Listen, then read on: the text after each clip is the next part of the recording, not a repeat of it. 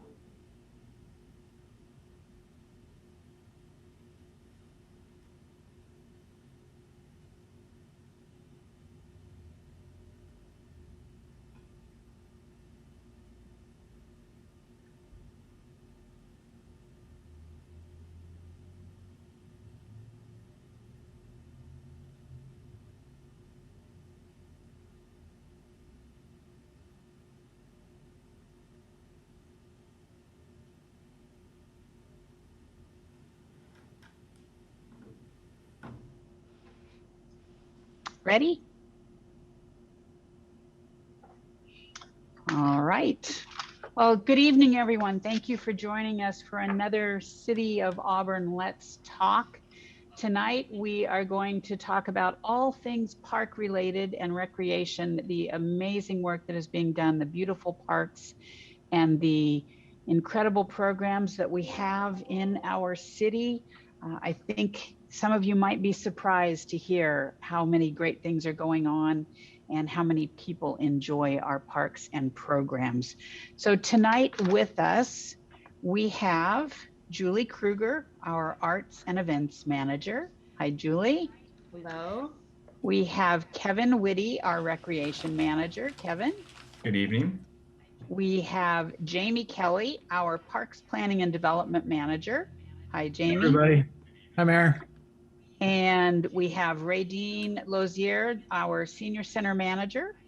Hello, Radine.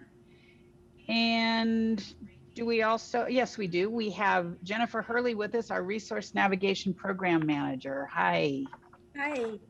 All right, Julie, nobody really wants to hear me talk tonight. They want to hear about everything parks related. So I'm going to kick it over to you for a department overview.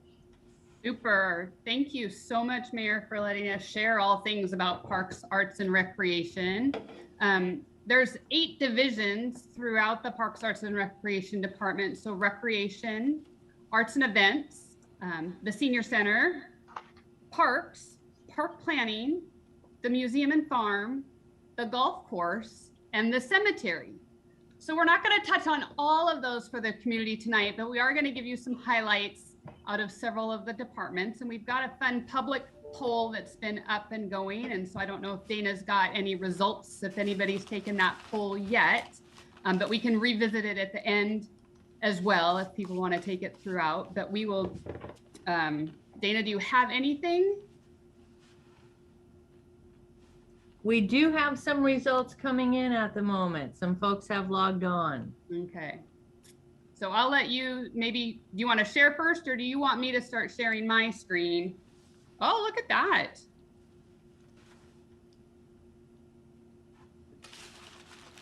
Very fun. That's great. So like the mayor mentioned, there is a lot of options throughout the department. So likely if you haven't maybe visited the Auburn Avenue Theater, you've been to the market or you've been to the senior center, you've played a round of golf. So at some point, I think lots of the community have been a participant in the Parks, Arts, and Recreation realm. So I'm going to share my screen and we'll get started with Kevin, our recreation manager, to share with you about recreation. All right, thanks, Julie. Good evening, everyone. My name is Kevin Witte. I'm the recreation manager here for Auburn Parks and Recreation. I've only been with the city for about 3.5 months, so I've been enjoying getting to know everything that we have here in Auburn, and it's really incredible. I've worked in recreation for over 15 years, and it's been great kind of getting to know the South End a little bit. I'm from Everett. Worked north of Seattle most of my career, but it's wonderful to be down south here and getting to know everything that we do. So just a few highlights about what we do here in Auburn. We have programs for all ages. We have preschool, youth, teens, adults. We work closely with the senior center and senior programs that you'll hear about a little bit later.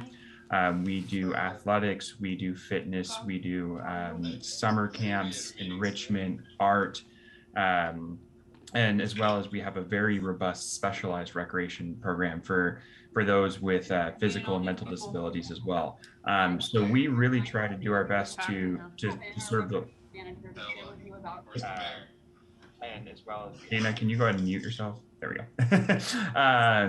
So yeah, and right now we're just launching into our fall program season. You can see the image on the right, the Auburn at Play. That's our new fall rec guide that you might have gotten in the mail or seen around town. There's an online version available. If you click the link on the bottom of your screen, the auburnwa.gov/play, you can access the digital version of that guide and see all of our fall programs. We also have a gymnasium at the Community and Event Center. The gymnasium is used for drop-in programs such as basketball, pickleball, volleyball, and is used as part of our teen after-school program, and is also used as part of our indoor playground for preschoolers, where we set up mats and toys and a mini bounce house and all sorts of things for kids to come with their parents and get some social interaction and playtime. And that's going to be starting up on September 20th this year. We also have sports leagues for basketball, volleyball, and we're going to be launching a cornhole league this fall to be indoors and safe. We have a climbing wall on the outside of our building that can be used for our programs as well as rented out for events.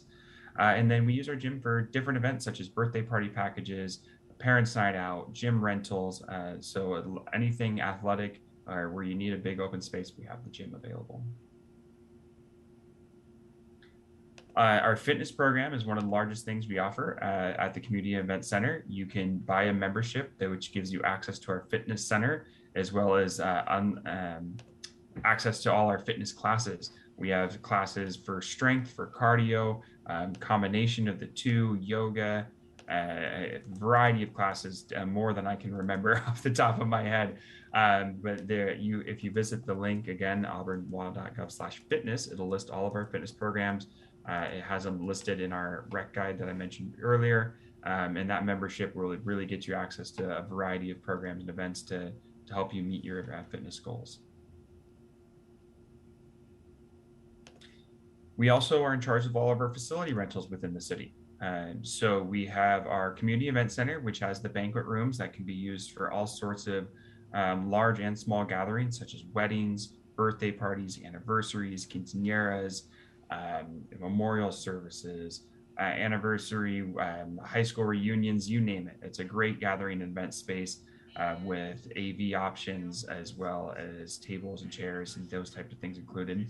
We also have our teen rec center that can be rented out for parties and events.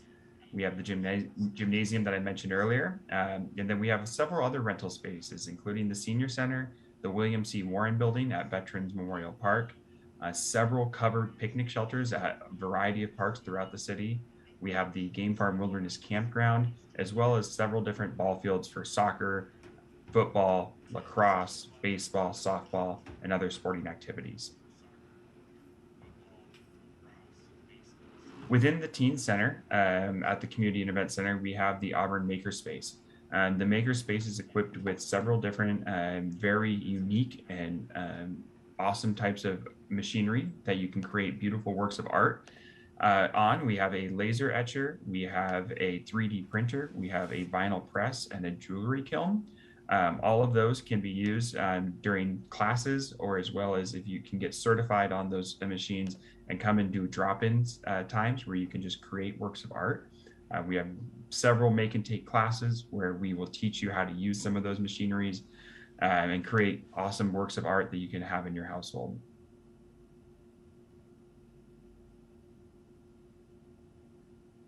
The Teen Center just reopened to the public this past week. This week we've already welcomed, I believe today we had over 60 kids, 60 teenagers in the rec. We partnered with the school district to provide transportation from the local middle schools and high schools to the rec for after school until 5 p.m., where the buses then will take them back to the schools to go home. We have structured programs. We have just free play. We allow them to go into the gym to play basketball and soccer. We have video games where they can play Super Smash Brothers and other games, foosball, ping pong, air hockey, as well as homework help and creating art in the makerspace. So the Teen Center, you can buy annual pass, monthly pass, or you can just drop in for a day for only $1.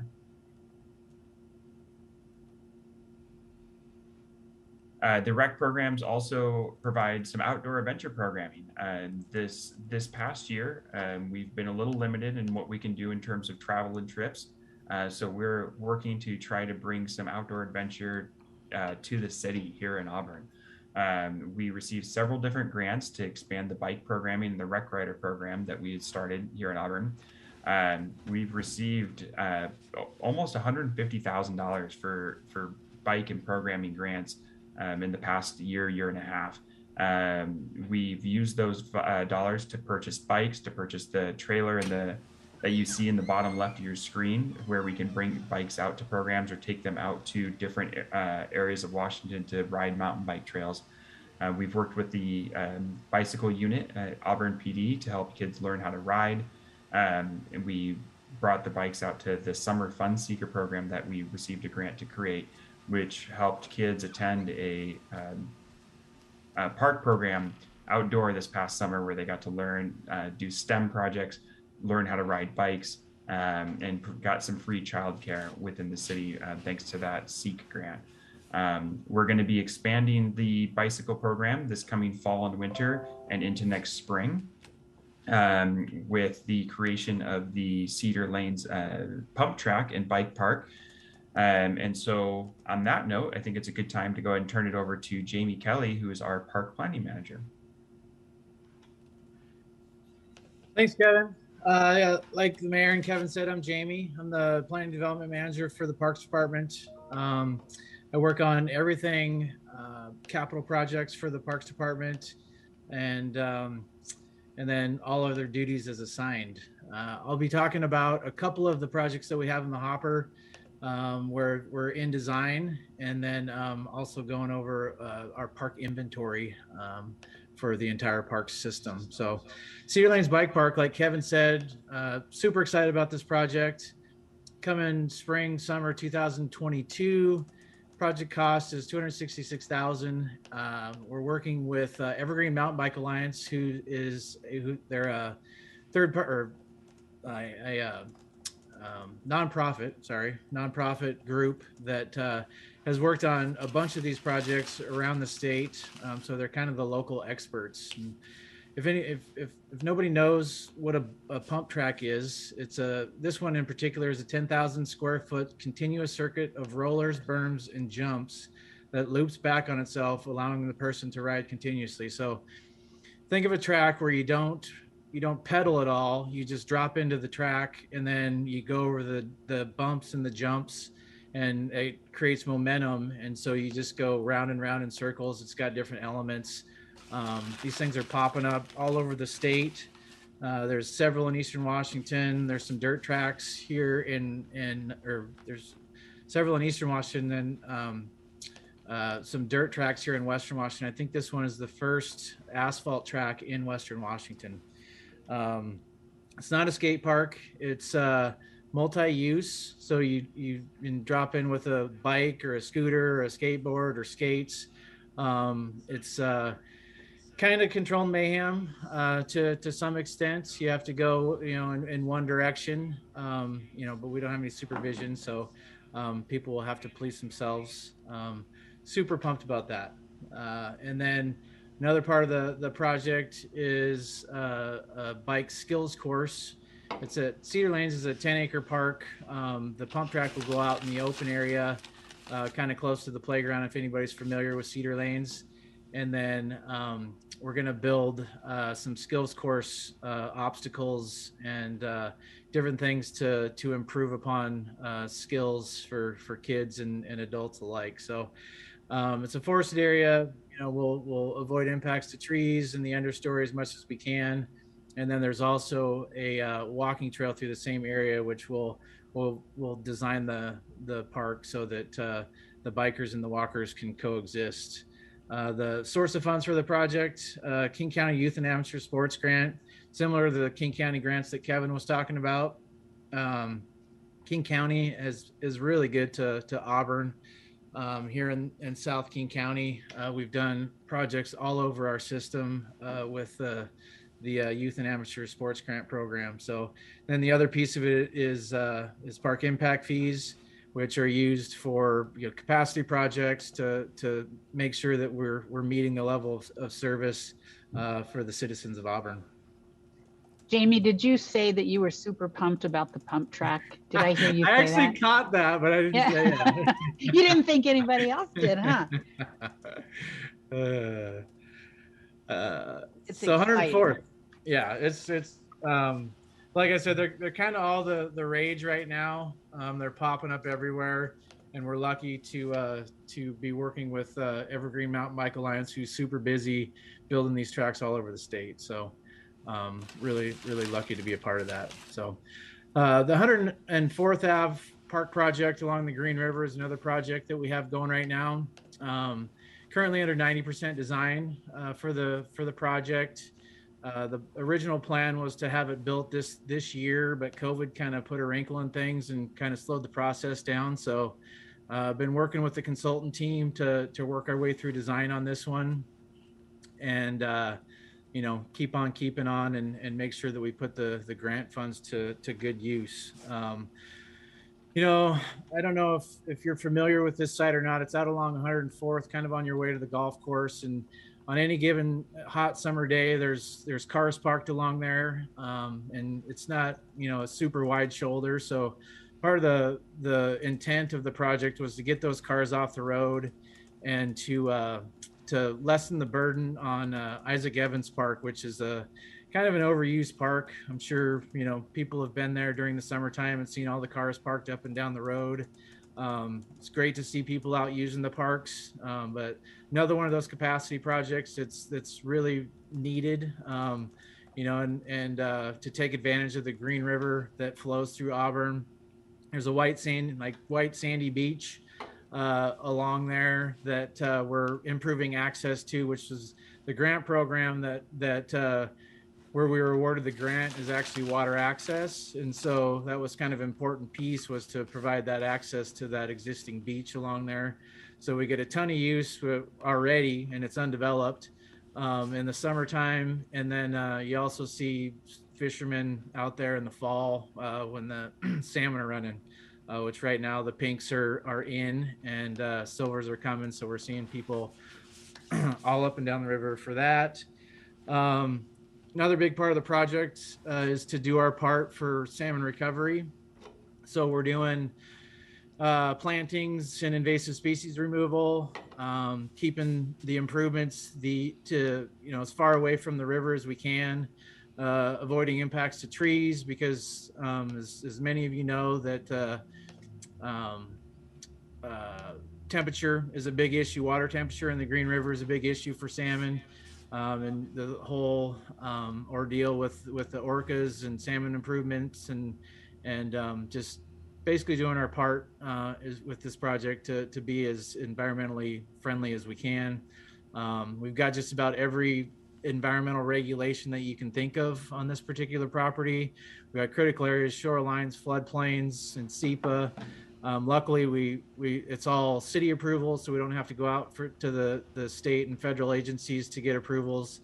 We're hoping for a smooth process through permitting to make our way through that. That's another grant-funded project. It's RCO grant, that state grant. We get a ton of grants from RCO, and then the rest of it is city dollars with the park impact fees, which again work for this project because of the capacity that it adds to our system. So some of the elements of the project, obviously, like I talked about, a fairly decent sized parking lot to get those cars off the road, a playground, picnic shelter, restroom, trails, internal trails throughout the park. And then, like I said before, invasive species removal throughout to try and improve upon the environmental condition of the park. So super excited about that. Another project that will start in 2022.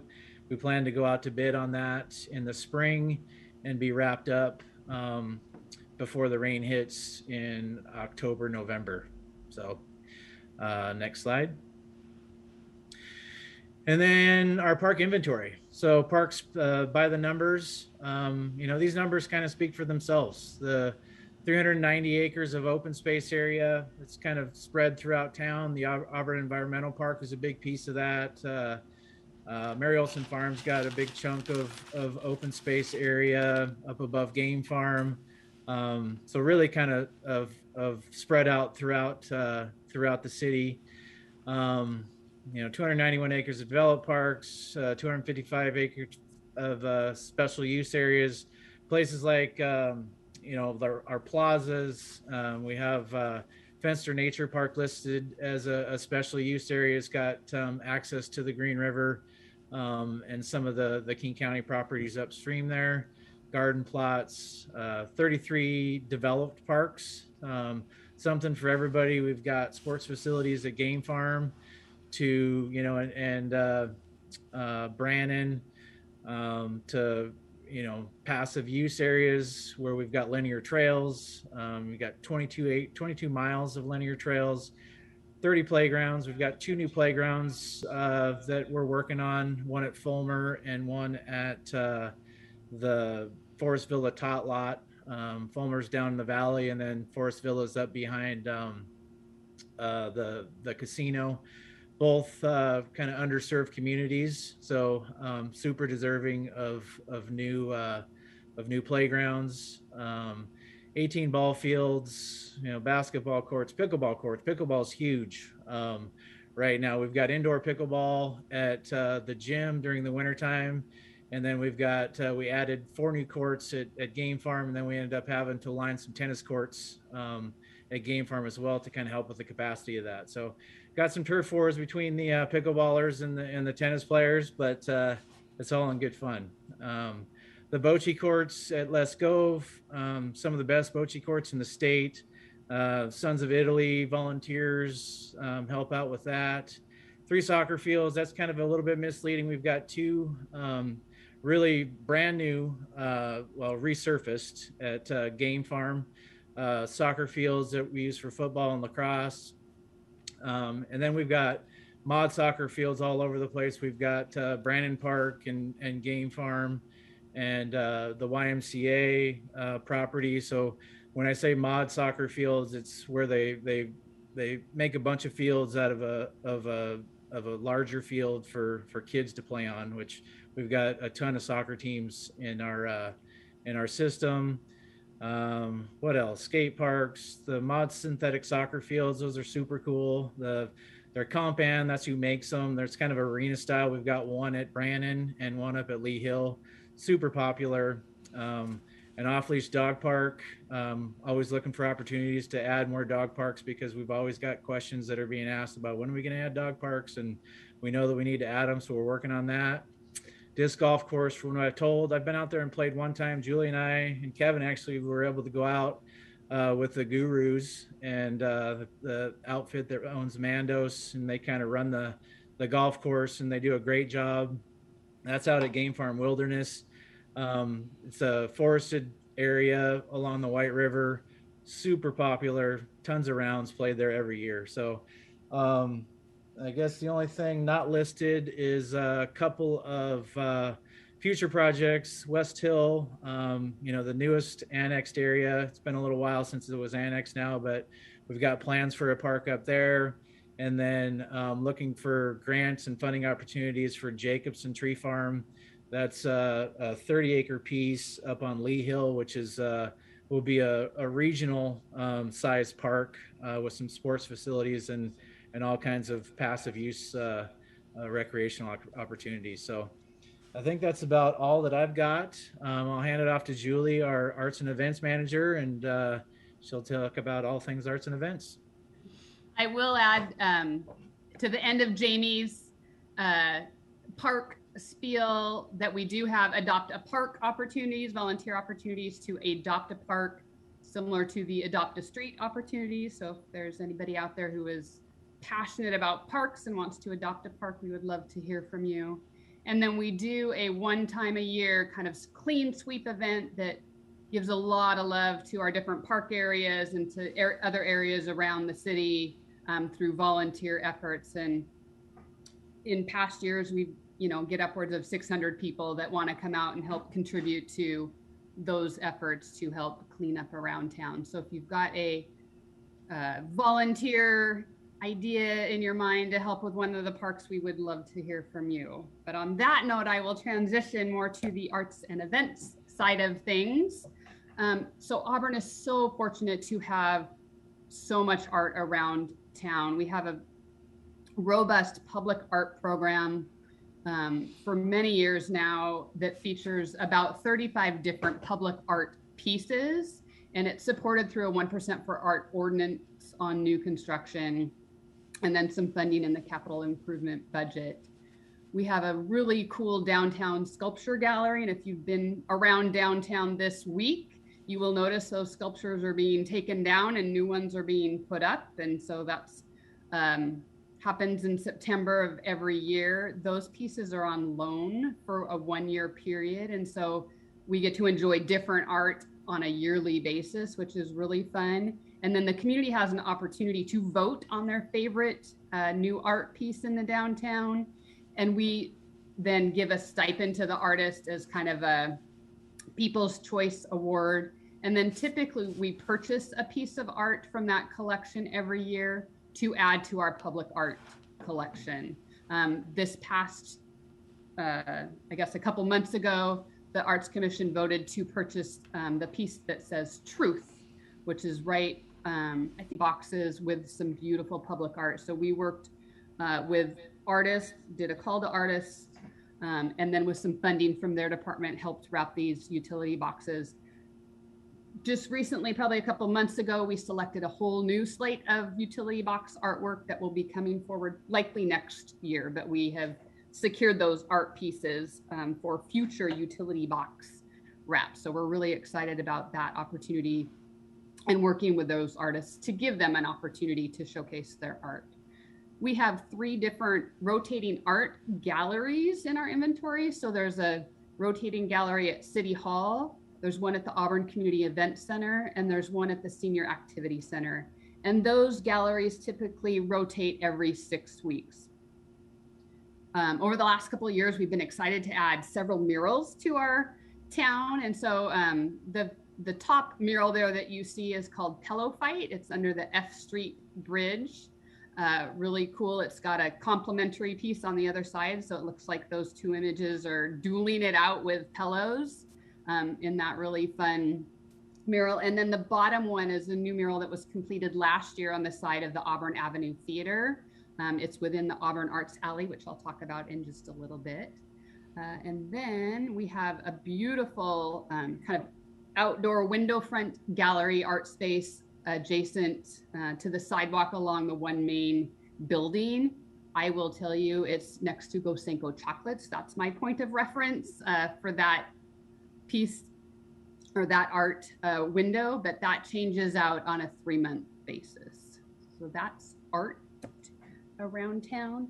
We're really excited. If I had Jamie talking about this project with me, he would say he was super pumped about this one too, even though it's not a pump track. But Jamie is helping to work on this project as well as his park planning hat.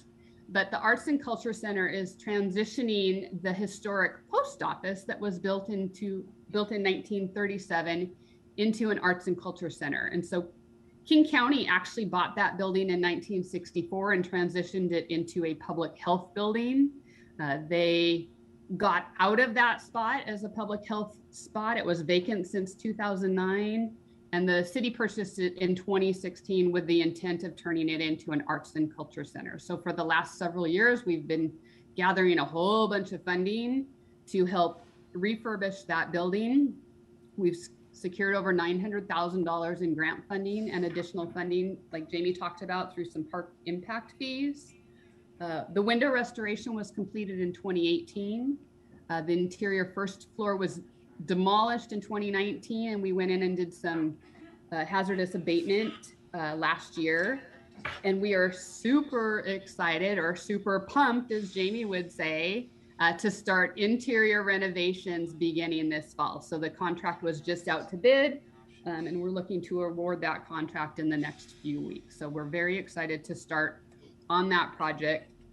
The renovations will include the lobby and gathering area, some gallery spaces, classroom and studio spaces, a little cafe or concession area, new bathrooms. It will also add a new roof and restore the cupola that's on top of the building. That's a really historic feature of that building, as well as the building-wide systems. And that the building is actually on the National Register of Historic Places. And so the care that we have to take in refinishing and refurbishing that building is to a higher degree than some of the other things we have to do in terms of we have landmarks and landmark guidelines that we have to follow for that building.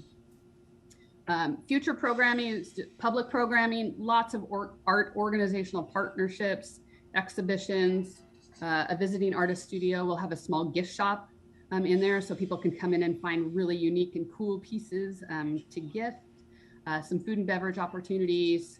And then will be a great spot for rentals as well. We'll allow it to be rented out. Adjacent to the Arts and Culture Center and in between the Arts and Culture Center and the theater is this cool Auburn Arts Alley. And so several years ago, we worked with some landscape architects out of the UW as part of their UW Livable City Year. And they envisioned this really cool public space in the alley between the theater and the Arts and Culture Center. So transforming this kind of underutilized alley into a really cool downtown public spot. We've been working with For Culture for some grant funding to help transition that space. In 2020, we added some concrete benching. We worked with artist Kathleen Fruget Brown on these really cool mosaics that she modeled after Muckleshoot tribal weavings for their baskets. And so she's got some great community partnerships with the tribe. They've been the 10 most spoken languages in Auburn were translated to a phrase, a Muckleshoot phrase, I am alive and strong. And so that's been embedded into these concrete benches.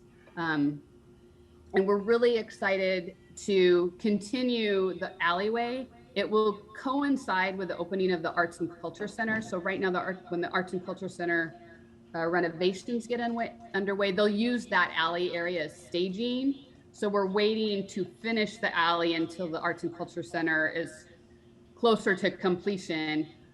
It will include a stage and a ramp to the stage that will get completed. We'll install some skateboard deterrents. We'll complete the mural that's on the side of the theater that will have some paint kind of overflowing into the new asphalt that's going there. We'll create some overhead lighting features. And then we're also working, we have some funding from For Culture, and we're working with the Muckleshoot tribe. They're creating these beautiful Muckleshoot welcome figures that will go at the entrance to that alley space and adjacent to the Arts and Culture Center. So we're super excited to really have another space downtown for activation. So community collaborations and cultural events and additional art events and theater performances that can be outside and pop-up experiences in a really great location next to the theater and the Arts and Culture Center. So the vibrancy created in that alley in the future is going to be really cool. So next to the alley, next to the Arts and Culture Center is the Auburn Avenue Theater, and we're very happy to be back with theater performances. We had some limited performances this spring based on capacity limits set in place by the state and King County. We were still able to have some performances, but we are now open. Our season has been announced. This middle kind of photo is our new season brochure. And so we open with a Auburn Community Players production of Little Women that opens on September 24th on stage. It'll run for 3 weeks. I will make a pitch. Get your tickets now, auburnlaw.gov/arts. But we have 70 events a year, performances a year in that space. So it's very busy. 4 major Auburn Community Player productions, so full scale live theater productions that we stage at the Auburn Avenue Theater, in addition to 2 youth theater camps that are also full scale productions, and then a teen production as well. But at the theater, in addition to those live theater productions, is tribute music and kids shows and comedy and just general music. So there's really lots for everybody to find at the theater. Other events around town on a yearly basis. So Petpalooza is a huge pet festival that happens at Game Farm Park in May of each year. Kids Day and the 4th of July, both at Lescove Park. Kids Day is in June, the 4th of July, on the 4th of July. Upcoming is the Halloween Harvest Festival and Trunk or Treat at Lescove Park. The Veterans Parade is in downtown Auburn, as is the Santa Parade. Another huge event for our department is the Farmers Market. And so it's a 17 or 18 week market, starts in June, ends in September. This is your last weekend to shop at the Farmers Market. This is the last weekend for the market. And so Sunday, 10 a.m. to 3 p.m., Lescove Park. And it's been really amazing to watch the market grow over the past couple of years. So it moved to Lescove Park several years ago, and having that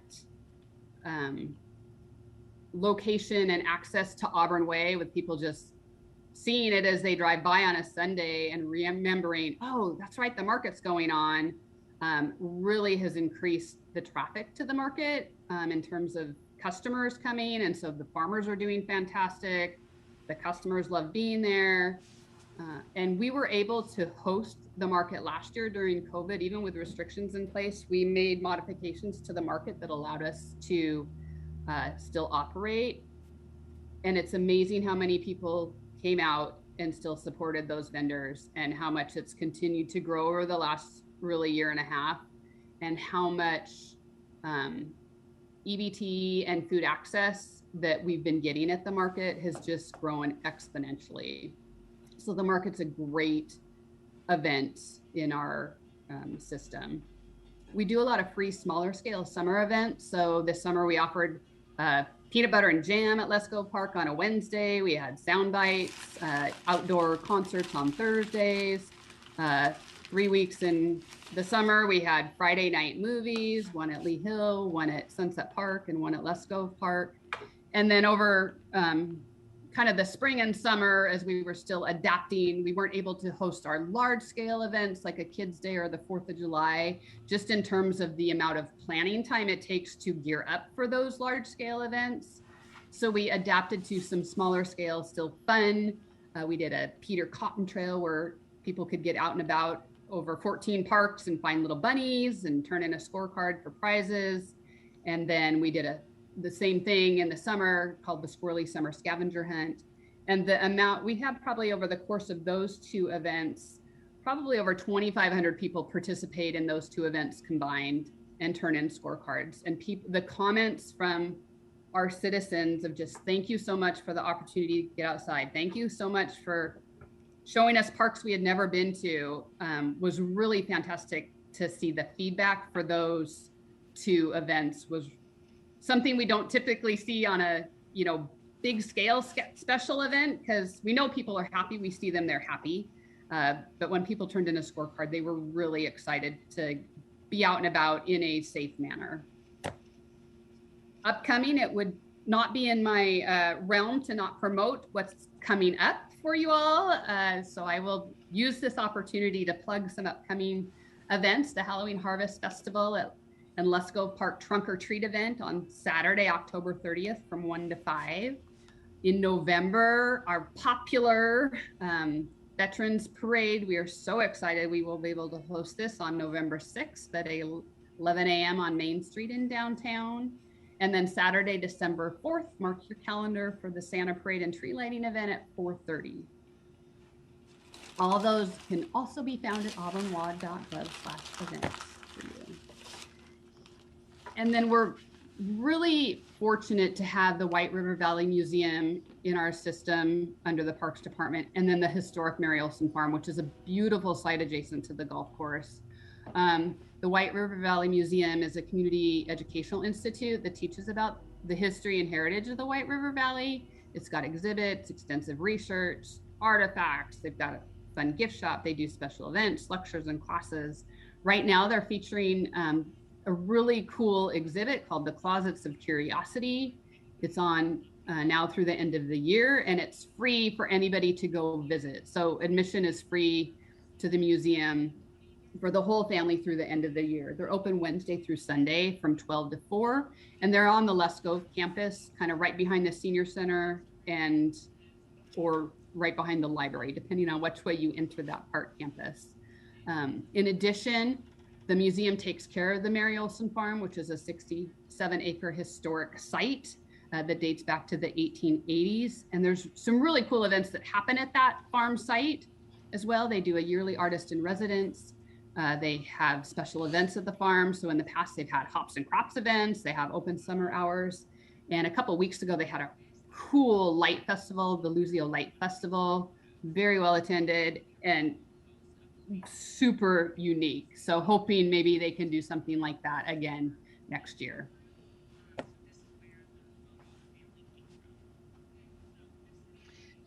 So, Julie, I don't know, between what Jamie shared with us about the parks and what you shared with us about all of the different programs and activities, when do any of you rest?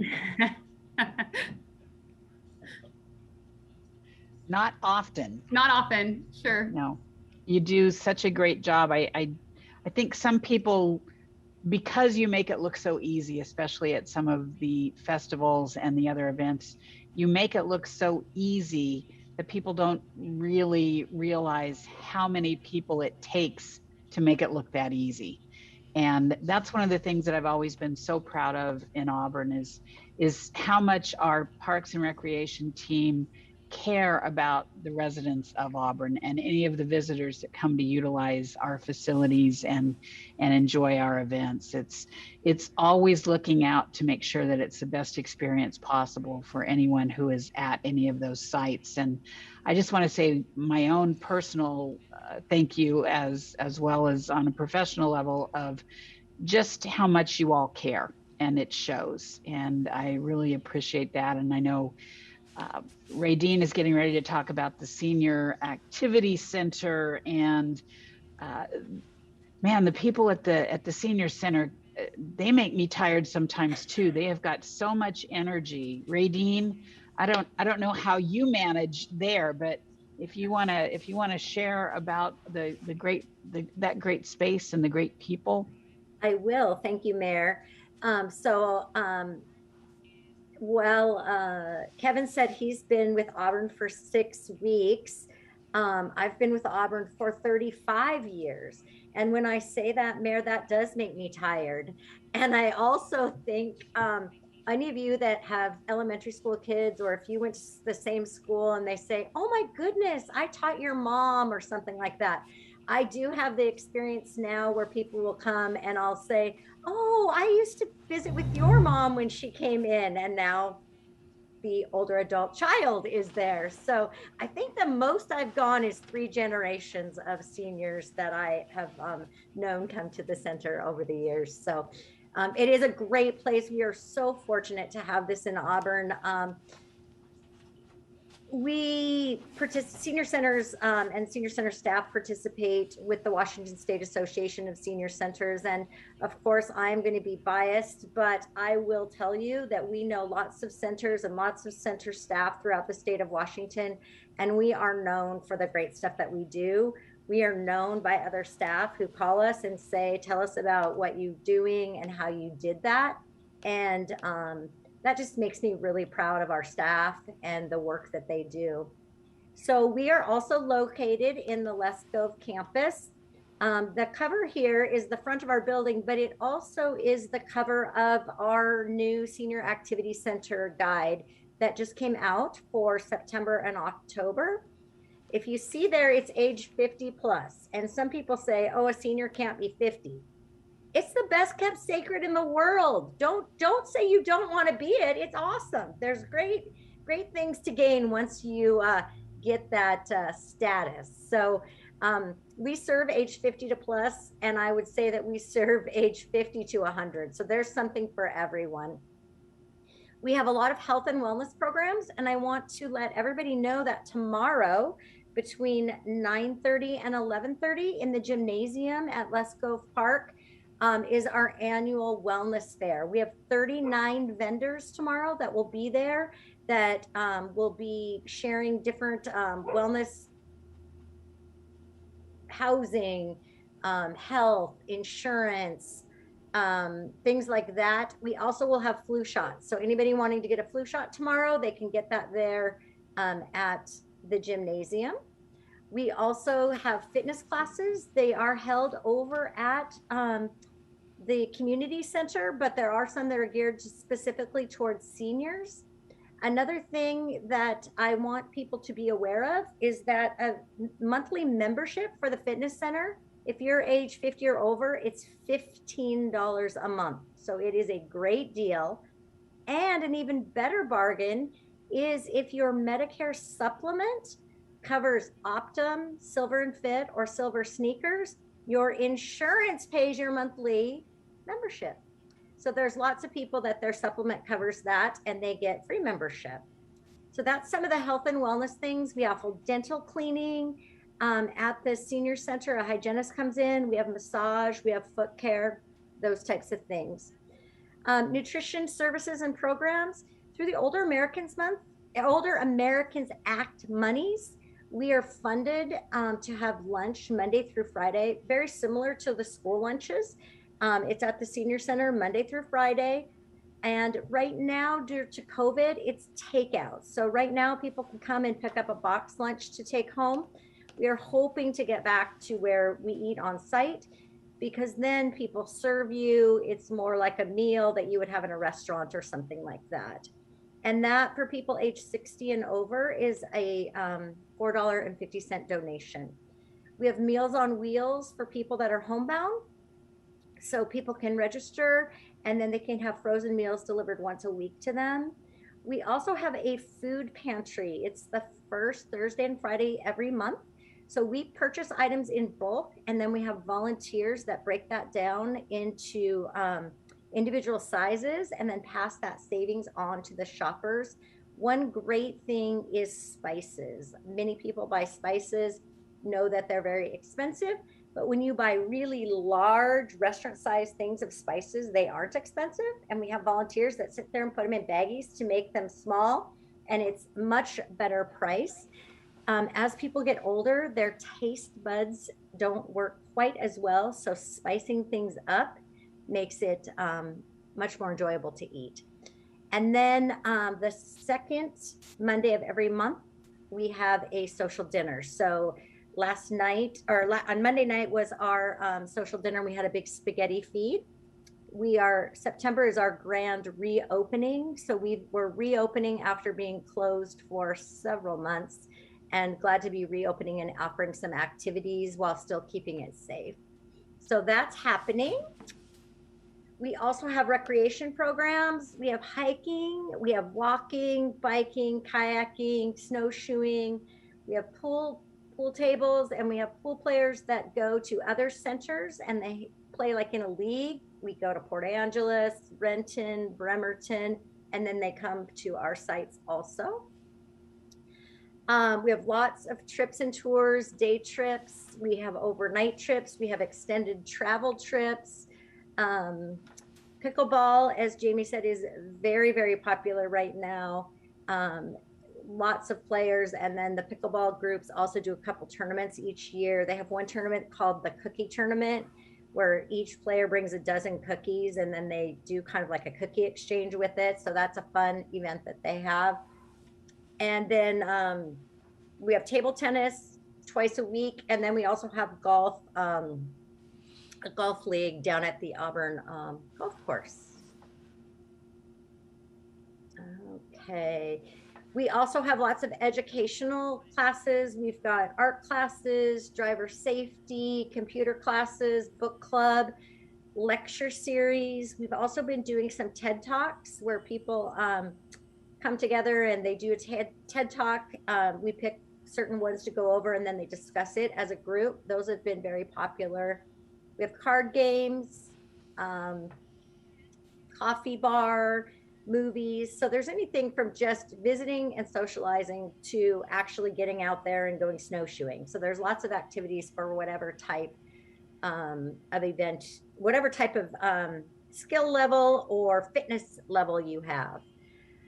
We do a lot of special events, and that has been something we've been missing out on. And I know our participants have missed out too. Over the last 17 months, all of our special months events were drive-throughs. So people drove through and we still dressed in costume and did things, but we really do miss having those special events. If you can see on this slide, we did a whole Willy Wonka theme and had Wonka Land there for people to get their pictures taken. We did a Woodstock theme, and so thus the VW van. We did a whole lot of peace and love and all of that. And then we've had some baseball themes. So we have a lot of fun special events where people come and just get to have a lot of fun with us, and we get to have a lot of fun with them. And then we also are available to just be a resource for you, a resource, whether you are an older adult or not, or you have a neighbor or somebody, and you just want to find out who to call or what to do. We are definitely the place to call. We can get you hooked up with somebody that can help you. There are a lot of resources available, and we can help get you to where you need to be in that. One thing that we're very, very proud of is we applied to King County Veteran Senior and Human Services Levy. We applied for a grant, and we got almost a, oh, did you go there? I might have skipped forward, didn't I? Oh, sorry, we can go back, Julie, but I'm gonna go right here now. So almost a $1.6 million grant that we received for 5 years to help people that need to get hooked up to these resources that are available and out there, but they're just really hard to navigate through. So we are part of the Senior King County Senior Centers and Resources. And that is with our senior center, the Pacific Senior Center, and the Federal Way Senior Center and Food Bank, which is located in unincorporated King County. We've hired 2 resource navigators, AKA social workers, who help lead participants through the muck. I mean, if you have ever tried to help anybody get services or go through a process of getting Social Security or even calling Social Security, it can be difficult. I often say that you've got a senior that's on their cell phone and they're listening, and then it says to push 1 and they're trying to find that, and then they can't hear it, and then they push, and then they get so frustrated and they give up. Well, I want to introduce Jennifer Hurley, because Jennifer Hurley is our answer to get this done. And some of the work that she has done and some of the stories that I'm hoping she's going to share with you about things that magic that she has performed to get people help, and working with Kent Hayes from the homeless outreach is amazing. People don't think that there's seniors that are homeless, but there are. And Jennifer has worked with Kent and been really good. So Julie, you can help me remember to come back to the volunteer part, but I'm going to hook into running mode, because one of the goals of this program is to reach out to isolated seniors. And all of a sudden in March of 2020, every single senior was isolated. So I was doing a lot of outreach with the seniors in our hub, particularly in Auburn.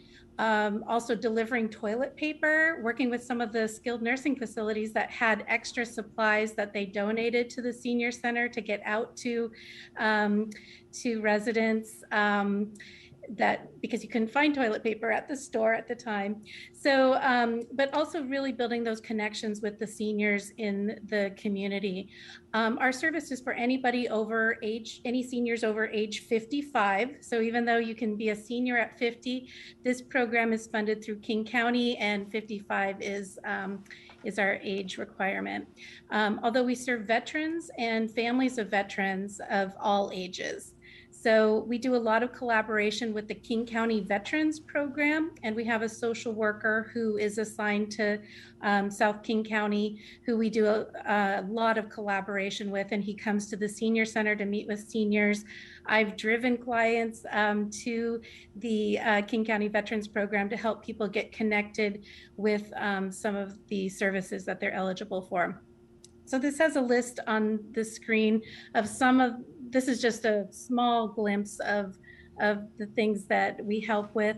Radine was talking about the technology challenges, and applying for a lot of the benefits these days has become more challenging for folks. You have to upload documents, you have to check your email, you have to know how to scan something on your phone, send it to your email, and then upload it and submit it in a web page. And it can be very frustrating, and I love being able to handhold and kind of guide people to the resources. So that has been a big part of the work that we do. We also have done some support groups too, virtual support groups. I facilitated a mindfulness class on Mondays for a little over a year during COVID, and also have facilitated a weekly support group. And we are starting a caregiver support group this fall for our entire hub. So also meeting with people individually, working with family caregivers too. So I get a lot of phone calls from not the seniors themselves, but maybe a family member or even a neighbor who is concerned. A lot of times it's connecting them with another resource, such as the Geriatric Regional Assessment Team, sometimes Adult Protective Services, or DSHS Home and Community Services, to help get those services in the home. So, so a lot of the work that we're doing is kind of light case management and helping people to get connected.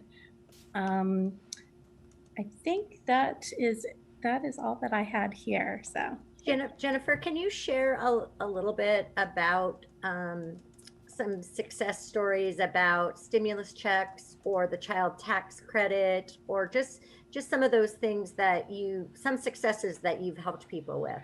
Yeah, so an example would be somebody I'm still currently working with, but it's a senior who is taking care of a great grandchild and was not aware of the child tax credit. And so we were able to work on getting that in place.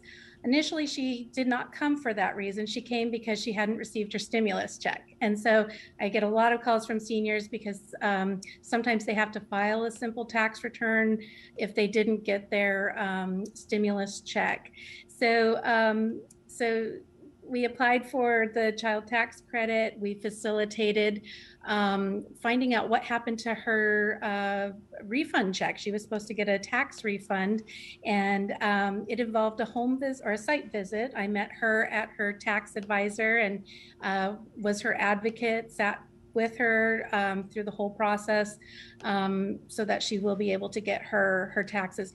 Things are still in progress in this case, but in this case, while we're sitting on hold with the IRS or Social Security, I'm sure all of you have had to deal with sitting on hold for 45 minutes or more.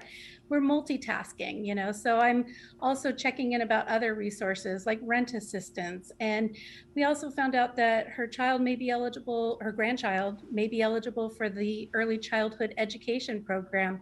So on my work cell phone, as we're waiting on the desk phone for the IRS to answer, we got her enrolled in early childhood education. And and the bus is going to pick up her grandchild and take her to school. So that's an example.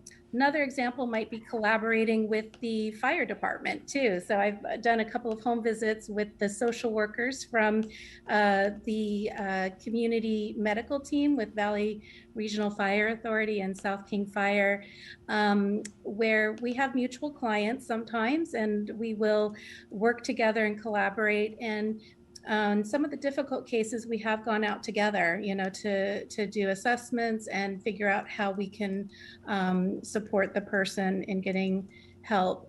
Another thing is that a lot of the DSHS caseworkers, adult protective services caseworkers, we're actually not seeing their patients in person, you know, because of COVID. Whereas I had the ability to see people one-on-one using safety protocols. We were able to meet people and have have our eyes on people. So I would do porch side visits with folks and be able to see into their homes and see their presentation and see if there was anything that they needed, and could oftentimes report back to their APS worker to get more additional hours, you know, through home and community services, to work with the geriatric regional assessment team to help them get counseling services, all sorts of stories like that. So I could probably go on for hours about some of the examples. But one of the nice things with this grant is we also have a vehicle. That's me in the VSHSL vehicle heading out on a home visit. I do visit homebound clients who aren't able to come to the senior center for any reason. And I am also able to accompany clients to appointments.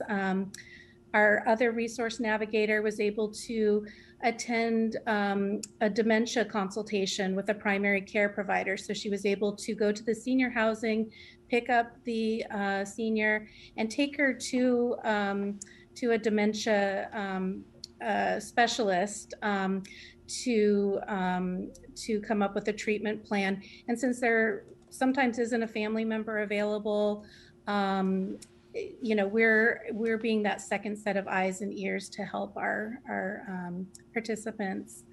And also, again, like I said, we transport clients to agencies sometimes to complete paperwork and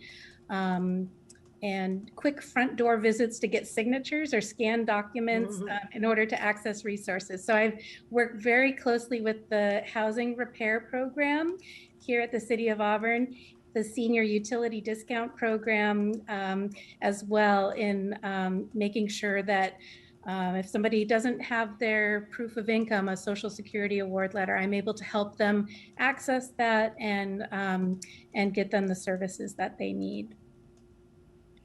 Thank you, Jennifer. Things became very technical once COVID started, and any of you that have grandparents or parents that maybe aren't as technically savvy, if they were trying to get into senior housing, we have lots of people that are trying to get into senior housing, and we've been able to help so many. Auburn Court is one that is by right behind Fred Meyer, and there's lots of forms that have to be filled out. But during COVID, they were not seeing people, couldn't see people face to face, or if they did, you would have to have certain safety protocol in place. And let's say that you had to get your stuff from the bank, and then you had to get your stuff from your retirement and here or there. You used to be able to go and pick that stuff up. You couldn't during COVID. And telling people that they had to scan it and upload it and do all this stuff. I mean, you might as well have told them they needed to go to the moon. So it literally kept people housed or got people into housing because of the stuff Jennifer did and the work that this has allowed us to do. So it has really, really been amazing to see what's happened for that. Lastly, volunteers. Julie's talking about volunteer opportunities in all of the parks, which is true. We have so many volunteer opportunities, but the senior center itself also depends on volunteers. So you can go to the City of Auburn website and apply to be a volunteer. We are looking for people for lunch program, Meals on Wheels, front office. We're always looking for people that can help. So that is available for you also. And then I don't know if there were any questions. So Radine, one thing I know when you were working on the grant that was able to, that we were successful on, and the reason that Jennifer is with us, I know it was a lot of work. I saw the changes that were made to the application and the hours and then the pivoting, if you will, to the new requirements. But I would imagine that you would agree with me that every frustration, every moment that was spent on that application has been paid back at least 100-fold, if not more, because of the great work that Jennifer has been able to do in our community with seniors who, I mean, just think, we struggle, as you said, with getting through on phone calls sometimes, right? I will sit and I will be on hold, and I think, how can someone who doesn't deal with this on a regular basis, how could someone be able to manage this? They give up, and then they're not provided with the services that they truly need and are eligible for. And I am just so thankful for the work that was done by you and others to make sure that our grant was successful. And Jennifer, I can't thank you enough for the work that you have done on behalf of our seniors, sitting on their doorsteps, just, you know, taking care of them like we would want our parents and aunts and uncles to be taken care of. And I think that is such a gift to our community.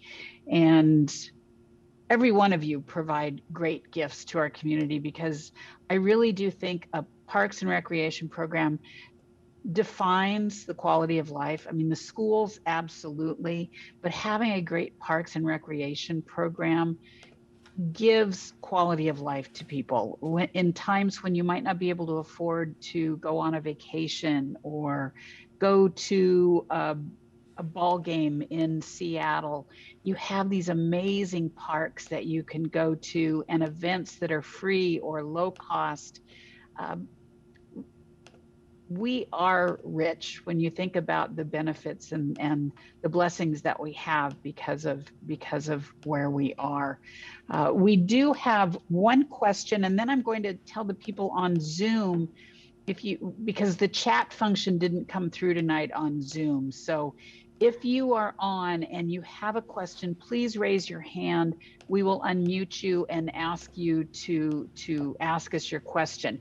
The one that came in on Facebook is, can we volunteer to participate in the trunk or treat? So does anyone have an answer for us on that?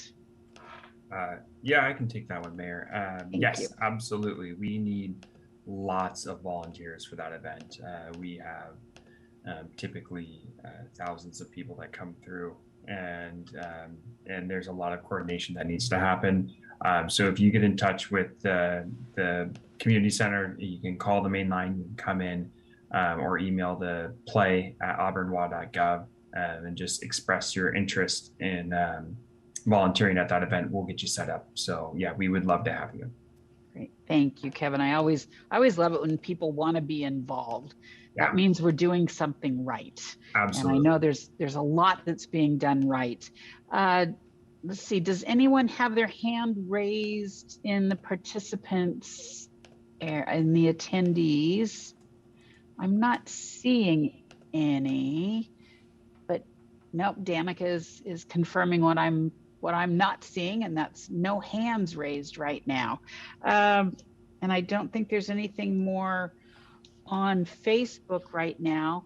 Any other comments that any of you want to make that maybe we, during listening to one of your coworkers, you thought, oh, I really wanted to say that, and hopefully I'll get a chance. Now is your chance if you have anything before we say thank you and good night to those who have joined us this evening. Yeah, Mayor, the only thing I'll add is starting Monday, that would be the 20th of September, the community center will be open from 7 a.m. to 7 p.m. And then the following Saturday, we will reopen on those Saturdays to the public from 9 a.m. to 4 p.m. So we are expanding our hours. So if you want to come work out, and the fitness center will be open, and we're going to be expanding some fitness classes. So that is coming starting on the 20th. I think that's the only thing I forgot to mention. Great. Thank you, Kevin. And this might be a little bit controversial, but what about masking? And current guidelines are masks are required indoors. So yes, masks are required while you're working out. Unfortunately, I know it's hard, but yes, King County and state guidelines say that masks must be worn in public spaces. Excellent, thank you. And it looks like on Zoom we have David who has a question. So I think Danica is going to unmute you, David, if you would like to share your question. Can you hear me? Yes. Okay. Welcome. Yep. Thank you very much. We have an opportunity for people that might want to help us on our Auburn Music for Life chapter team. This is Music for Life. We provide donated and repaired musical instruments to Auburn Public Schools at no charge to them, by the way, for use by students in need. So if there's anybody that is listening to this and is interested in kids, instrumental music, or education, any one of those three, they're certainly welcome to join us on our Auburn Music for Life chapter team. And you can email me at musicforlife.org. It's 4 is the numeral 4, not the word 4. musicforlife.org. Thank you, David. I appreciate that. Thanks for what you're doing for our kids. We know that music is a huge benefit, and there are studies that show that children who participate in music, play musical instruments, do better in math and other subjects. So thank you for doing your part. Math, science, history, literature, international languages, reading and writing, even computer science, in addition to what it teaches in terms of teamwork and self-discipline. Right. Thank you very much. Any other questions out there this evening? Everybody's ready for the windy and rainy weather that we're supposed to have tomorrow. Hopefully by Sunday, Julie, it will no longer be raining, so that the end of the market, right? This is the last market. Last market. I hope the end of the market is dry. I guess we had some wet weather on opening day, and maybe it's just meant to be for wet weather on closing day, but I will hope for dry. We always wish for dry during events. Absolutely. And I will say that the quality of the vendors, you've all just done a magnificent job, more vendors than I've seen in the past. And as you said, it's a great location. People can find their way there very easily. And I am just so very proud that I get to work with each one of you, and the care and compassion that you provide for those in our city, I would say is second to none. I also want to thank Dana Hinman tonight for checking our Facebook Live and making sure if we have any questions. There's Dana.